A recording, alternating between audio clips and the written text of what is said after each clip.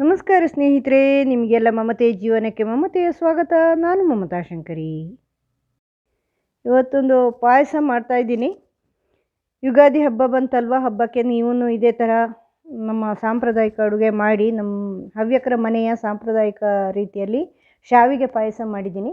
ತೋರಿಸ್ತೀನಿ ನಾವು ಹಿಂಗೆ ಮಾಡ್ತೀವಿ ಅಂತ. ಎಲ್ಲರೂ ಇದೇ ಥರ ಇರ್ಬೋದು ಅಥವಾ ಗೊತ್ತಿಲ್ಲ, ಬೇರೆ ಬೇರೆ ಜನ ಬೇರೆ ಬೇರೆ ರೀತಿಯಲ್ಲಿ ಮಾಡ್ತಾರೆ. ನಾವು ಈ ಥರ ಮಾಡ್ತೀವಿ ಸಾಂಪ್ರದಾಯಿಕವಾಗಿ. ತುಂಬ ರುಚಿಯಾಗತ್ತೆ. ಇದರಿಂದ ಈ ಥರ ಮಾಡಿದರೆ ತುಂಬ ಚೆನ್ನಾಗಿರುತ್ತೆ. ಹಬ್ಬಕ್ಕೆ ಅಥವಾ ಬೇರೆ ಯಾರಾದ್ರೂ ಮನೆಗೆ ಗೆಸ್ಟ್ ಬಂದ್ರೂ ಮಾಡ್ಕೋಬೋದು ಬೇಗ. ನಮ್ಮಲ್ಲೆಲ್ಲ ಮನೆಗೆ ಅತಿಥಿಗಳು ಬಂದರೆ ಪಾಯಸದ ಅಡುಗೆ ಮಾಡಿ ಬಡಿಸೋದು ಸಾಮಾನ್ಯವಾಗಿ ವಾಡಿಕೆ ಅಲ್ವಾ. ಆದ್ದರಿಂದ ಪಾಯಸದ ಅಡುಗೆಗೆ ಈ ಥರ ಮಾಡಬಹುದು.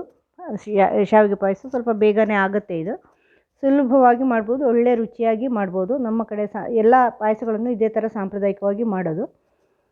ಅದರಿಂದ ಆ ರೀತಿಯ ಪಾಯಸ ಮಾಡಿ ತೋರಿಸಿದ್ದೀನಿ. ಶಾವಿಗೆ ಪಾಯಸವನ್ನು ನಾವು ಹೆಂಗೆ ಮಾಡ್ತೀವೋ ಆ ರೀತಿ ನೀವು ಮಾಡಿ ನೋಡಿ.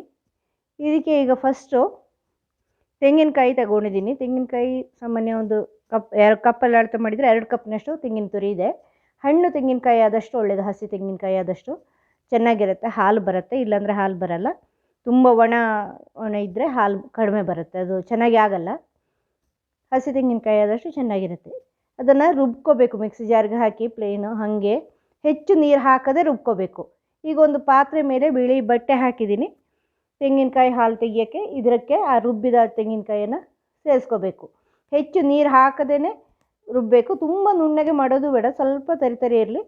ಈ ಥರ ಹಾಕಿ ನೀರು ಹಾಕಬೇಡಿ, ಕೈಯಿಂದನೇ ತೆಗೆದು ಹಾಕ್ಕೊಳ್ಳಿ ಉಳಿದಿರೋ ತೆಂಗಿನಕಾಯಿ ಎಲ್ಲ.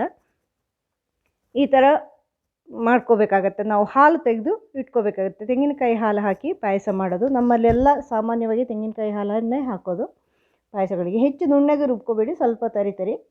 ಈ ಬಟ್ಟೆನ ಹಿಂಗೆ ಮಾಡಿಸ್ಬಿಟ್ಟು ಹಿಂಡಿ ತೆಗೀರಿ. ಹೆಚ್ಚು ನೀರು ಹಾಕೋದು ಬೇಡ, ರುಬ್ಬೋದಕ್ಕೆ ಸ್ವಲ್ಪ ಕಡಿಮೆ ನೀರು ಹಾಕಿ ರುಬ್ಬಿಟ್ಟು ಹಾಗೇ ಹಾಲು ತೆಗಿಯೋದು. ಆವಾಗ ದಪ್ಪ ಹಾಲು ಬರುತ್ತೆ. ನೀರು ಹಾಕಬಾರ್ದು. ನೀರು ಹಾಕಿದರೆ ನೀರು ಹಾಲಾಗುತ್ತೆ, ಅದು ಚೆನ್ನಾಗಿ ಆಗಲ್ಲ ಪಾಯಸ. ಅದಕ್ಕೆ ಫಸ್ಟಿಗೆ ಹೀಗೆ ದಪ್ಪ ಹಾಲು ತೆಗೆದು ಇಟ್ಕೋಬೇಕು. ನೀವು ಜಾಸ್ತಿ ಪಾಯಸ ಮಾಡ್ತೀರ ಅಂದರೆ ಸ್ವಲ್ಪ ತೆಂಗಿನಕಾಯಿ ಜಾಸ್ತಿ ಹಾಕ್ಕೋಬೇಕಾಗತ್ತೆ, ಹಾಲು ಜಾಸ್ತಿ ಬೇಕಾಗತ್ತೆ. ಆದ್ದರಿಂದ ನೋಡಿ, ಇದೀಗ ಇನ್ನೊಂದು ಪಾತ್ರೆಗೆ ಹಾಕಿಟ್ಟಿರ್ತೀನಿ. ನೋಡಿ ದಪ್ಪ ಇದೆ ಈಗ ತೆಂಗಿನಕಾಯಿ ಹಾಲು. ಫಸ್ಟ್ ಟೈಮ್ ಈಗ ತೆಗೆದಿರೋದು, ನೀರು ಸೇರಿಸಿಲ್ಲ. ಈಗ ಮತ್ತೆ ಅದೇ ಪಾತ್ರೆಯಲ್ಲಿ ಈ ಬಟ್ಟೆನ ಮತ್ತೆ ಬಿಡಿಸ್ಕೊಳ್ಳಿ ಹಾಕಿ. ನಾವೀಗ ಹಿಂಡಿರೋ ಬಟ್ಟೆನ ಈ ಥರ ಬಿಡಿಸಿ ಹಾಕಿಬಿಟ್ಟು ಈಗ ಮಿಕ್ಸಿ ಜಾರ್ ತೊಳೆದ್ಬಿಟ್ಟು ನೀರು ಸೇರಿಸಿ. ಅದಕ್ಕೆ 1-2 ಸರಿ ತೊಳೆಸ್ಬಿಟ್ಟು ನೀರು ಸೇರಿಸ್ಕೊಳ್ಳಿ. ಸ್ವಲ್ಪ ನೀರು ಹಾಕಿ, ತುಂಬ ಅಲ್ಲ ಆದ್ರೂ ನೀರು ಹಾಕ್ಕೋಬೋದು ನೀವು. ನೀರು ಹಾಲು ತೆಗಿಬೋದು 2ನೇ ಸರಿಗೆ. ಚೆನ್ನಾಗಿ ನೀರು ಬಂದಿರುತ್ತೆ, ಇದು ಹಾಲು ಬರುತ್ತೆ. ಅದನ್ನು ಫಸ್ಟಿಗೆ ಉಪಯೋಗಿಸ್ಕೋಬೋದು. ದಪ್ಪ ಹಾಲು ಸಪ್ರೇಟ್ ಇಟ್ಕೋಬೇಕು, ಅದು ಕೊನೆಗೆ ಉಪಯೋಗಿಸ್ಕೊಳ್ಳೋದು. ಪಾಯಸದ ರುಚಿ ಬರೋದು ದಪ್ಪ ತೆಂಗಿನಕಾಯಿ ಹಾಲಿಂದ. ಈ ಥರ ನೀರು ಹಾಕಿಬಿಟ್ಟು ಇದನ್ನು ಮತ್ತೆ ಹಿಂಡಿ ತೆಗೆದ್ರೆ, ಸೆಕೆಂಡ್ ಟೈಮ್ ತೆಗೆದ್ರೆ ಅದು ಚೆನ್ನಾಗಿ ನೀರಿರುತ್ತೆ, ಸ್ವಲ್ಪ ಹಾಲು. ಅದನ್ನು ಉಪಯೋಗಿಸ್ತೀವಿ, ಅದನ್ನೇ ನೇಸಿ ಅಲ್ಲ. ಅದರಿಂದ ಆ ಥರ ಫುಲ್ ಹಿಂಡಿ ತೆಗಿಬೇಕಾಗತ್ತೆ. ತೆಗೆದ್ರೆ ಉಪಯೋಗಕ್ಕೆ ಬರುತ್ತೆ. ಈ ಥರ ನೋಡಿ ಚೆನ್ನಾಗಿ ಹಿಂಡಿ ತೆಗಿಬೇಕು 2ನೇ ಸಾರಿ. ಸ್ವಲ್ಪ ಈ ಥರ ಅದ್ದಿ ನೀರಿಗೆ ಅದ್ಬಿಟ್ಟು ಮತ್ತೆ ಹಿಂಡಿದರೆ ಸ್ವಲ್ಪ ಹೆಚ್ಚು ಬರುತ್ತೆ ತೆಂಗಿನಕಾಯಿ ಹಾಲು. 1-2 ಸಾರಿ ಆ ಥರ ಅದ್ಬಿಟ್ಟು ಹಿಂಡಬೇಕು. ಆ ಥರ ಮಾಡಿದರೆ ಸ್ವಲ್ಪ ತೆಂಗಿನಕಾಯಲ್ಲಿರೋ ಹಾಲಿನ ಅಂಶ ಮತ್ತೆ ಆಚೆ ಬರುತ್ತೆ. ಆವಾಗ ಫುಲ್ಲು ಯೂಸ್ ಆದಂಗೆ ಆಗುತ್ತೆ. ಮತ್ತು ಆ ತೆಂಗಿನಕಾಯಿಯಲ್ಲಿ ಏನು ಉಳಿದಿರಲ್ಲ, ಅದನ್ನು ಎಸಿಬೋದು, ಡಸ್ಟ್ಬಿನ್ನಿಗೆ ಹಾಕ್ಕೋಬೋದು. ಅದರಲ್ಲಿ ಏನು ಉಪಯೋಗ ಇಲ್ಲ. ಅದರಲ್ಲಿ ಯಾವ ಅಂಶವೂ ಇಲ್ಲ, ಪೌಷ್ಟಿಕಾಂಶವೂ ಇಲ್ಲ, ಏನೂ ಇಲ್ಲ. ಅಡುಗೆಗೆ ಉಪಯೋಗಿಸೋಕ್ಕಾಗಲ್ಲ. ಪಲ್ಯಕ್ಕೆಲ್ಲ ಹಾಕ್ಬೋದು ಅಂತಾರೆ ಕೆಲವು ಜನ. ಹಾಕಿದರೆ ಚೆನ್ನಾಗಿ ಆಗಲ್ಲ ಅದು, ಯಾಕಂದರೆ ಅದರಲ್ಲಿ ಏನೂ ಇಲ್ವಲ್ಲ ಹಾಲಿನ ಅಂಶ. ಈಗ ಇನ್ನೊಂದು ಪಾತ್ರೆ, ಸಣ್ಣ ಪಾತ್ರೆ ಒಲೆ ಮೇಲೆ ಇಟ್ಟಿದ್ದೀನಿ. ನೀವು ಅದೇ ಪಾತ್ರೆಯಲ್ಲಿ ಮಾಡ್ಬೋದು. ನಾನೀಗ ಅದಕ್ಕೆ ಈ ನೀರು ತೆಂಗಿನಕಾಯಿ ಹಾಲು ಈಗ 2ನೇ ಸರಿ ತೆಗೆದಿದೆಯಲ್ವ, ಅದನ್ನು ಸೇರಿಸ್ಕೊಳ್ತಾ ಇದ್ದೀನಿ. ನೀವು ಅದೇ ತೆಂಗಿನಕಾಯಿ ಹಾಲು ಪಾತ್ರೆಯಲ್ಲೇ ಮಾಡ್ಬೋದು. ನನ್ನ ದೊಡ್ಡ ಪಾತ್ರೆ ನಂದು, ನಾನು ಕಡಿಮೆ ಮಾಡೋದ್ರಿಂದ ಸಣ್ಣ ಪಾತ್ರೆ ಇಟ್ಟಿದ್ದೀನಿ ಅಷ್ಟೇ ಒಲೆ ಮೇಲೆ. ಆ ನೀರು ತೆಂಗಿನಕಾಯಿ ಹಾಲನ್ನು ಸೇರಿಸ್ಕೊಂಡಿದ್ದೀನಿ. ನೀವು ನೀರಲ್ಲೇ ಮಾಡ್ಕೋಬೋದು, ಆದರೆ ನೀರು ತೆಂಗಿನಕಾಯಿ ಉಪಯೋಗಿಸ್ಬೋದಲ್ವ ನಾವು ಹಾಲು, ಅದಕ್ಕೋಸ್ಕರ ಅದು ವೇಸ್ಟ್ ಮಾಡಬಾರ್ದು ಅಂತ ಅದನ್ನು ಉಪಯೋಗಿಸ್ತಾ ಇದ್ದೀನಿ. ಇದನ್ನು ಕುದಿಯಕ್ಕೆ ಬಿಡಿ, ಚೆನ್ನಾಗಿ ಕುದೀಲಿ. ಇದು ಸ್ವಲ್ಪ ಕುದಿದ ಮೇಲೆ ಈಗ 1 ಕಪ್ನಷ್ಟು ಶಾವಿಗೆ ಇದೆ, ಹುರಿದಿಟ್ಟಿರೋ ಶಾವಿಗೆ. ಅಂದರೆ ನಮಗೆ ಹೊರಗಡೆನೇ ಸಿಗುತ್ತೆ ರೋಸ್ಟೆಡ್ ಶಾವಿಗೆ, ಅದನ್ನು ಉಪಯೋಗಿಸ್ಬೋದು. ಇಲ್ಲಾಂದರೆ ಹಸಿ ಹಾಗೆ ತಂದರೆ ಮನೆಯಲ್ಲಿ ತುಪ್ಪ ಹಾಕಿ ಸ್ವಲ್ಪ ಕೆಂಪಗಾಗೋವರೆಗೂ ಹುರಿಬೇಕು. ಕೆಂಪಗಾಗಬೇಕು, ಕೆಂಪಗಾಗೋವರೆಗೂ ಹುರಿಬೇಕು. ಅದನ್ನು ರೋಸ್ಟ್ ಮಾಡ್ಕೋಬೇಕು. ಇಲ್ಲಾಂದರೆ ಹೊರಗಡೆ ರೋಸ್ಟೆಡ್ ಸಿಗತ್ತೆ ನಮಗೆ, ಅದನ್ನು ಉಪಯೋಗಿಸ್ಕೋಬೋದು. ಯಾವುದೇ ರೀತಿ ಆದ್ರೂ ರೋಸ್ಟ್ ಆಗಿರಬೇಕಷ್ಟೆ. ಅದನ್ನು ಹಾಕ್ಕೊಳ್ತಾ ಇದ್ದೀನಿ. ಸ್ಟವ್ ಸಿಮ್ಮಲ್ಲೇ ಇರಲಿ, ಉರಿ ಸಣ್ಣಕ್ಕೆ ಇರಲಿ, ಲೋ ಅಲ್ಲೇ ಇರಲಿ. ಹೈ ಫ್ಲೇಮಲ್ಲಿ ಇಟ್ಟರೆ ತಳ ಹತ್ಕೊಳುತ್ತೆ. ಬೇಯೋವರೆಗೂ ಬೇಯಿಸ್ಕೊಳ್ಳಿ. ನೀರು ಕಡಿಮೆ ಆದರೆ ಸ್ವಲ್ಪ ನಾರ್ಮಲ್ ನೀರು ಸೇರಿಸ್ಕೊಳ್ಳಿ. ನಾವು ನೀರಲ್ಲೇ ಬೇಯಿಸ್ಬೋದು, ತೆಂಗಿನಕಾಯಿ ಹಾಲು ವೇಸ್ಟ್ ಮಾಡಬಾರ್ದು ಅಂತ ಅದನ್ನು ಉಪಯೋಗಿಸ್ಕೊಂಡು ನಾನು ಬೇಯಿಸ್ತಾ ಇದ್ದೀನಿ. ನೋಡಿ, ಸ್ವಲ್ಪ ನೀರು ಸೇರಿಸ್ಕೊಂಡಿದ್ದೀನಿ, ತುಂಬ ಬೇಡ. ಆಮೇಲೆ ತೆಂಗಿನಕಾಯಿ ಹಾಲೆಲ್ಲ ಸೇರಿಸ್ತೀವಲ್ವ, ಅದರಿಂದ. ಮತ್ತು ಸಕ್ಕರೆ ಹಾಕಿದಾಗೆಲ್ಲ ನೀರು ಬಿಟ್ಕೊಳುತ್ತೆ. ಅದಕ್ಕೆ ಬೇಯೋಕ್ಕೆ ಎಷ್ಟು ಬೇಕೋ ಅಷ್ಟು ನೀರು ಹಾಕಿಬಿಟ್ಟು ಚೆನ್ನಾಗಿ ಬೇಯಿಸ್ಕೋಬೇಕು. ಇದನ್ನು ಮೆತ್ತಗೆ ಆಗೋವರೆಗೂ ಬೇಯಿಸ್ಕೋಬೇಕು. ಸ್ವಲ್ಪ ಹೊತ್ತಲ್ಲೇ ಆಗುತ್ತೆ, ಬೇಗ ಬೇಯುತ್ತೆ ಇದು. ನೋಡಿ, ಬೆಂದಿದೆ. ಇನ್ನೊಂದು 2 ನಿಮಿಷ ಕುದೀಲಿ, ಬೇಕಾದ್ರೆ ಚೆನ್ನಾಗಿ ಬೇಯಲಿ. ಈ ಥರ ನೋಡಿ, ಈಗ ಚೆನ್ನಾಗಿ ಬೆಂದಿದೆ. 2-3 ನಿಮಿಷ ಕುದ್ದಾಗ ಚೆನ್ನಾಗಿ ಬೇಯುತ್ತೆ. ಈಗ ಇದಕ್ಕೆ 1 ಕಪ್ನಷ್ಟು ಸಕ್ಕರೆ ಸೇರಿಸ್ಕೊಳ್ತಾ ಇದ್ದೀನಿ ನಾನು.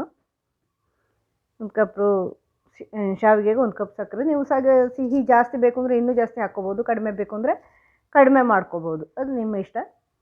ಇದನ್ನು ಸಕ್ಕರೆಯಲ್ಲೇ ಮಾಡೋದು, ಬೆಲ್ಲದಲ್ಲಿ ಮಾಡಲ್ಲ ಶಾವಿಗೆ ಪಾಯಸ. ಸಾಮಾನ್ಯವಾಗಿ ಸಕ್ಕರೆಯಲ್ಲೇ ಚೆನ್ನಾಗಿ ಆಗೋದು. ಬೆಲ್ಲದ ಪಾಯಸ ಚೆನ್ನಾಗಿ ಅಷ್ಟು ಆಗಲ್ಲ, ಇದು ಸಕ್ಕರೆ ಹಾಕಿ ಮಾಡುವಂಥದ್ದು. ನೋಡಿ, ಈಗ ಸಕ್ಕರೆ ಕರಗಿದಾಗ ಸ್ವಲ್ಪ ನೀರು ಬಿಟ್ಕೊಳ್ಳುತ್ತೆ. ಪೂರ್ತಿ ಕರಗಲಿ ಸಕ್ಕರೆ. ಉರಿ ಚಿಕ್ಕದಲ್ಲೇ ಇರಲಿ, ಅಂದರೆ ಲೋ ಅಲ್ಲೇ ಇರಲಿ ಫ್ಲೇಮು. ಹೈ ಫ್ಲೇಮ್ ಮಾಡೋಕ್ಕೆ ಹೋಗಬೇಡಿ, ತಳ ಹತ್ಕೊಳ್ಳುತ್ತೆ. ಈ ಥರ ಸಣ್ಣ ಉರಿಲೇ ಅದನ್ನು ಚೆನ್ನಾಗಿ ಮಿಕ್ಸ್ ಆಗೋವರೆಗೂ ಇಟ್ಕೊಳ್ಳಿ. ತುಂಬ ಸುಲಭವಾಗಿ ನಾವೆಲ್ಲ ಪಾಯಸಗಳು ಇದೇ ಥರ ತೆಂಗಿನಕಾಯಿ ಹಾಲು ಹಾಕಿನೇ ಮಾಡೋದು. ತೆಂಗಿನಕಾಯಿ ರುಬ್ಬಿ ಹಾಕಲ್ಲ, ಹಾಲು ಹಾಕಿನೇ ಮಾಡೋದು. ಹಾಲು ತೆಗೆದುಬಿಟ್ಟೆ ಮಾಡೋದು. ನಾನು ಇದರಿಂದ ಮೊದಲೇನೂ ಹಾಲು ತೆಗಿಯೋ ತೋರಿಸ್ತೀನಿ. ಬರೀ ತೆಂಗಿನಕಾಯಿ ಹಾಲು ತೆಗಿಯೋ ವೀಡಿಯೋನೇ ಇದೆ ನನ್ನ ಚಾನಲಲ್ಲಿ, ಅದಕ್ಕೆಂತಲೇ ಮಾಡಿದ್ದು. ಅಥವಾ ಪಾಯಸಗಳು ಬೇರೆ ವೀಡಿಯೋಗಳು ಮಾಡಿದಾಗಲೂ ತೋರಿಸ್ತಿದ್ದೀನಿ. ಪ್ರತಿ ಸಾರಿನ ತೆಂಗಿನಕಾಯಿ ಹಾಲು ತೆಗಿಯೋದನ್ನು ತೋರಿಸ್ತೀನಿ ನಾನು. ಇದೇ ಥರ ತೆಗೆದ್ರೆ ಆಯಿತು. ತುಂಬ ಸುಲಭ, ಏನು ಕಷ್ಟ ಏನಿಲ್ಲ. ಒಂದು ಬಟ್ಟೆ ಇದ್ದರೆ ಆಯಿತು, ಸುಲಭ ಹಾಗೆ ತೆಗಿಬೋದು. ಈಗ ಅದು ಸಕ್ಕರೆ ಎಲ್ಲ ಕರಗಿದ ಮೇಲೆ, ಕುದಿದ ಮೇಲೆ ಉಳಿದಿರೋ ಈ ಫಸ್ಟಿಗೆ ತೆಗೆದಿರೋ ದಪ್ಪ ಹಾಲು ಇದೆಯಲ್ವ, ತೆಂಗಿನಕಾಯಿ ಹಾಲು, ಅದನ್ನು ಸೇರಿಸ್ಕೋಬೇಕು. ಕೊನೆಯಲ್ಲಿ ಅದನ್ನು ಸೇರಿಸ್ಕೊಳ್ಳೋದು, ದಪ್ಪ ತೆಂಗಿನಕಾಯಿ ಹಾಲು. ಸಕ್ಕರೆ ಹಾಕಿ ಚೆನ್ನಾಗಿ ಸಕ್ಕರೆ ಎಲ್ಲ ಕರಡಿದೆಯಲ್ವ, ಅದರಿಂದ ಆಮೇಲೆ ಇದನ್ನು ಸೇರಿಸ್ಕೊಳ್ಳೋದು. ಸಕ್ಕರೆ ಎಲ್ಲ ಕರಡಿದ ಮೇಲೆ ನೋಡಿ, ಇದೀಗ ಕುದಿದಾಗ ಇನ್ನೂ ದಪ್ಪ ಬರುತ್ತೆ. ಅದನ್ನು ಸ್ವಲ್ಪ ತೆಳ್ಳಗೆ ಮಾಡ್ಕೊಂಡಿದ್ದೀನಿ ನಾನು. ತೆಳ್ಳಗೆ ಅಂದರೆ ದಪ್ಪ ತೆಂಗಿನಕಾಯಿ ಹಾಲೆ. ಪಾಯಸದಲ್ಲಿ ಇರೋದೇ ಈ ತೆಂಗಿನಕಾಯಿ ಹಾಲಿನ ರುಚಿ. ತೆಂಗಿನಕಾಯಿ ಹಾಲು ದಪ್ಪ ಇಲ್ಲ ಅಂದರೆ, ದಪ್ಪ ತೆಂಗಿನಕಾಯಿ ಹಾಲು ಕಡಿಮೆ ಆದರೆ ಎಲ್ಲ ಪಾಯಸ ರುಚಿ ಆಗಲ್ಲ, ಟೇಸ್ಟ್ ಇರಲ್ಲ. ಪಾಯಸ ಟೇಸ್ಟ್ ಬರೋದೇ ತೆಂಗಿನಕಾಯಿ ಹಾಲಲ್ಲಿ. ತೆಂಗಿನಕಾಯಿ ಹಾಲು ಚೆನ್ನಾಗಿ ಬಿದ್ದಿಲ್ಲ ಅಂದರೆ ರುಚಿ ಆಗಲ್ಲ ಪಾಯಸ, ಯಾವುದೇ ಪಾಯಸ, ಇದು ಅಂತಲ್ಲ, ಯಾವುದೇ ಪಾಯಸ. ಇದನ್ನು ಈಗ ಕುದಿಯೋಕ್ಕೆ ಬಿಡೋಣ. ಚೆನ್ನಾಗಿ ಕುದೀಲಿ ಇದು. ಸಣ್ಣ ಉರಿಲೇ ಇಟ್ಕೊಳ್ಳಿ, ಚೆನ್ನಾಗಿ ಕುದಿಯೋವರೆಗೂ ಇಟ್ಕೊಳ್ಳಿ. ಅದರಿಂದ ನಮ್ಮ ಸಾಂಪ್ರದಾಯಿಕ ಅಡುಗೆ ಪಾಯಸದಲ್ಲಿ, ನಮ್ಮ ಹವ್ಯಕರ ಮನೆಯ ಪಾಯಸಗಳಲ್ಲಿ ತೆಂಗಿನಕಾಯಿ ಹಾಲು ತುಂಬ ಇಂಪಾರ್ಟೆಂಟ್ ಆಗಿರುತ್ತೆ. ಇಡೀ ರುಚಿ ಕೊಡೋದೇ ಅದು. ಕೊನೆಯಲ್ಲೇ ಹಾಕ್ಕೊಳ್ಳೋದು ಈ ದಪ್ಪ ತೆಂಗಿನಕಾಯಿ ಹಾಲು. ಇಷ್ಟೇ, ತುಂಬ ಸುಲಭ ಇದು ಮಾಡೋದು. ನೀವು ಸಿಹಿ ಬೇಕಾದಷ್ಟು ಹೆಚ್ಚು ಕಡಿಮೆ ಮಾಡ್ಕೋಬೋದು. ಆಮೇಲೆ ಗೋಡಂಬಿ ದ್ರಾಕ್ಷಿಯನ್ನು ತುಪ್ಪದಲ್ಲಿ ಹುರಿದ್ಬಿಟ್ಟು ಹಾಕ್ಕೋಬೋದು, ಹಾಗೇನು ಹಸಿ ಆದ್ರೂ ಹಾಕ್ಕೋಬೋದು. ಗೋಡಂಬಿ ದ್ರಾಕ್ಷಿ ಹಾಕ್ಕೋಬೋದು ಇದಕ್ಕೆ. ನೋಡಿ, ಇದೀಗ ಕುದಿದಿದೆ ನೋಡಿ, ಕುದಿ ಬಂತು, ಚೆನ್ನಾಗಿ ಕುದೀತಾ ಇದೆ. ಇಷ್ಟಾದರೆ ಸಾಕು, ಅಷ್ಟೇ, ಕುದ್ರೆ ಆಯಿತು. ಚೆನ್ನಾಗಿ ಕುದ್ದಾಗ ಸ್ಟವ್ ಆಫ್ ಮಾಡಿಬಿಡಿ. ನೋಡಿ, ಈಗ ಆಗಿನಿಂದ ದಪ್ಪ ಬಂತು. ಇನ್ನೀಗ ತಣ್ಣದ್ರೆ ಇನ್ನೂ ದಪ್ಪ ಆಗುತ್ತೆ.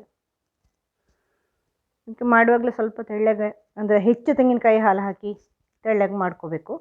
ತೆಳ್ಳಗೆ ಅಂದರೆ ನೀರು ಹಾಕಿ ಅಲ್ಲ, ತೆಂಗಿನಕಾಯಿ ಹಾಲು ಹೆಚ್ಚು ಹಾಕಿ ತೆಳ್ಳಗೆ ಮಾಡ್ಕೋಬೇಕು, ಇಲ್ಲಾಂದರೆ ರುಚಿ ಆಗಲ್ಲ. ಈಗ ರುಚಿಗೆ ತಕ್ಕ ಹಾಗೆ ಏಲಕ್ಕಿ ಪೌಡ್ರ್ ಹಾಕ್ಕೊಂಡಿದ್ದೀನಿ, ಒಂದು 1.5 ಚಮಚ ಅಷ್ಟು, ಚೆನ್ನಾಗಿ ಪರಿಮಳ ಬರಲಿಕ್ಕೆ ಏಲಕ್ಕಿ ಪುಡಿ ಹಾಕಿದರೆ ಚೆನ್ನಾಗಿರುತ್ತೆ.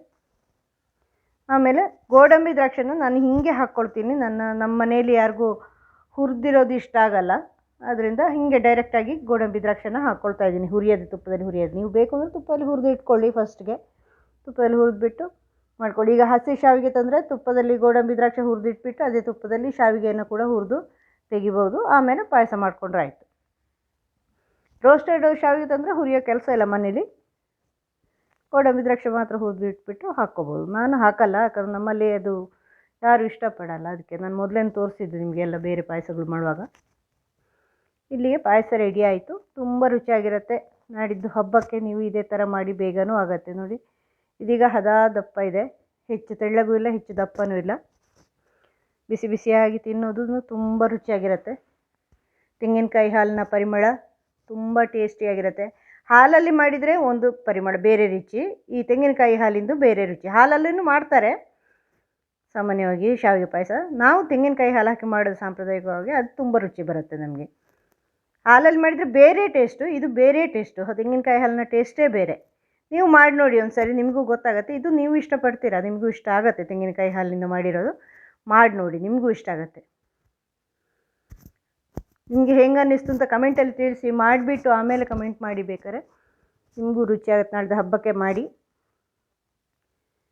ವಿಡಿಯೋ ಇಷ್ಟ ಆದರೆ ಲೈಕ್ ಮಾಡಿ, ಶೇರ್ ಮಾಡಿ. ಚಾನಲ್ ಸಬ್ಸ್ಕ್ರೈಬ್ ಮಾಡಿಲ್ಲ ಅಂದರೆ ಸಬ್ಸ್ಕ್ರೈಬ್ ಮಾಡಿ.